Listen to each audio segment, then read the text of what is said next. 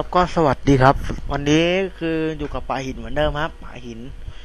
ก็จะมาสอนวิธีการโหลดเพลงจาก YouTube จาก MP4 ให้กลายเป็น MP3 แบบง่ายๆโดยที่เราไม่ต้องเสียตังค์นะครับก็เข้าไปที่ YouTube ก่อนเลยฮะนะครับเราต้องการเพลงอะไรก็พิมพ์ไปครับอันนี้เอาเป็นอีเวนต์ของซีซั่น5ซึ่งเพลงนี้ผมก็ว่ามันก็พอสมควรอีเวนต์ซีซั่น5กดเข้าไปตรงนี้โอเคครับเอามากดที่ตรงนี้ฮะพิมพ์ว่า YouTube นี่ไม่ใช่นี่ฮะ YouTube ขีดนะ mp3.org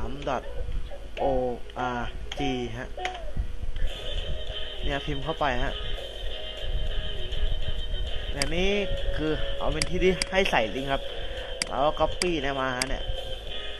copy เข้ามากดเพจนะแล้วก็ convert วิดีโอไปเลยรอสักครู่หนึ่งเนี่ยถ้าได้มันขึ้นแล้วกดดาวน์โหลดมันเป็นยังไงวะแป๊บนึงไม่ได้ลองดาวน์โหลดดูดาวน์โหลดปุ๊บใช่ไหมเก็บไว้ไหนก็เลือกเซฟเอานะฮะโฟลเดอร์ก่อนเลย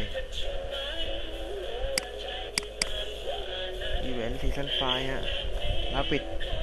จากทุกวันเนี่ย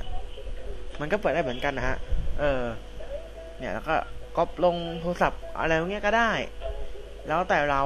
จะเลือกใช้งานนะครับครับวันนี้ก็